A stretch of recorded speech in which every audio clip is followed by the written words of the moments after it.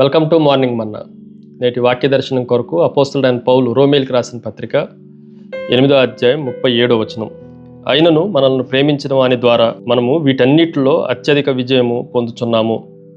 మరొకసారి అద్భుతమైన వాగ్దానాన్ని అపోస్తలుడైన పౌలు ద్వారా సంఘానికి ఇచ్చిన శ్రేష్టమైన వాగ్దానం. దేవుని వాగ్దానాలన్నీ శ్రేష్టమైనవే. We're born to be victorious.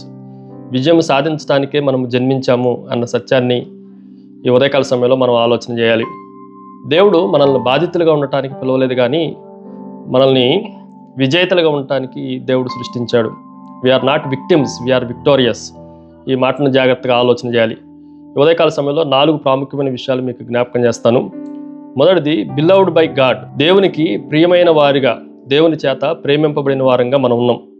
అందుకే అక్కడ రాయబడినట్లు మనల్ని ప్రేమించిన వారి ద్వారా దేవుడు మనల్ని ప్రేమిస్తున్నాడు అనే ఆ స్పృహతో మన జీవితాల్లో విజయము వరించిద్ది అన్న సత్యాన్ని మనం గ్రహించాలి.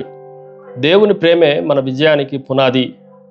దేవుని ప్రేమ చేతనే ఈ లోక సంబంధమైన యుద్ధములో మనం జయం పొందుతాము అన్న సత్యాన్ని గ్రహించాలి. దేవుని వాక్యంలో చాలా పర్యాయాలు మనం పాపులుగా ఉండగానే దేవుడు మనల్ని ప్రేమించాడు. మనము శాపగ్రస్తులుగా ఉండగానే దేవుడు మనల్ని ప్రేమించాడు. ఆయన ప్రేమే మనకు ఆయుధము అన్న సత్యాన్ని గ్రహించాలి. రెండో విషయాన్ని మీకు జ్ఞాపకం చేస్తాను. బ్యాటిల్ ఫీల్డ్ ఆఫ్ లైఫ్, జీవిత యుద్ధభూమి కూడా మనకి ఇక్కడ కనిపిస్తూ ఉంది.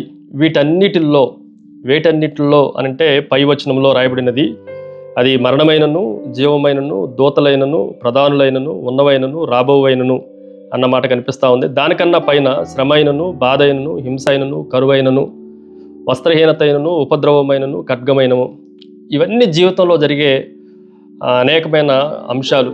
వీటన్నిటిల్లో దేవుడు మనకు, ఈ జీవిత యుద్ధభూమిలో దేవుడు మనకు ఆయనే విజయాన్ని అనుగ్రహిస్తూ ఉన్నాడు.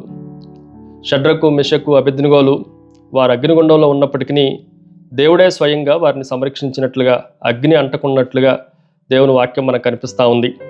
కాబట్టి ఈ యుద్ధభూమిలో మన జీవితంలో దేవుడే తన శక్తిని మనకు అనుగ్రహిస్తున్నాడు అన్న సత్యాన్ని మనం గ్రహించాలి. మూడో విషయాన్ని మీకు జ్ఞాపకం చేస్తాను. Boldness in faith. మనం విశ్వాసంలో ధైర్యం కలిగి ఉండాలి. తెలుగులో అత్యధిక విజయం పొందుతున్నాము అన్న మాట రాయబడింది, కానీ ఇంగ్లీష్లో వీఆర్ మోర్ దాన్ క్యాంకరర్స్, అంటే మనము విజయం పొందిన వారికన్నా గొప్పవారము అన్న మాట కనిపిస్తూ ఉంది.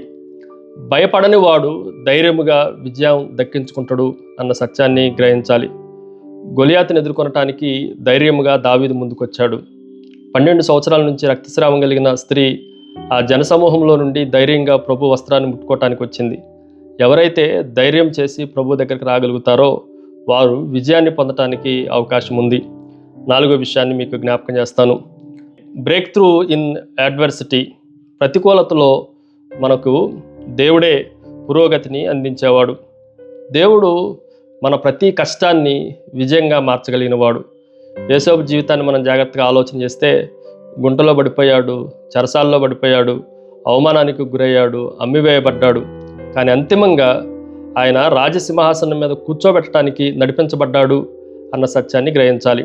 కాబట్టి వీటన్నిటిలో దేవుని ద్వారా మనకి విజయము సాధించబడతా ఉంది. ప్రార్థన. సకలాశీర్వాదములకు కారణభూతుడగు తండ్రి, అన్నిటిలో విజయాన్ని మాకు కలగజేయమని యేసు నామమున అడిగి వేడుకుంటున్నాం తండ్రి. ఆమెన్. God bless you.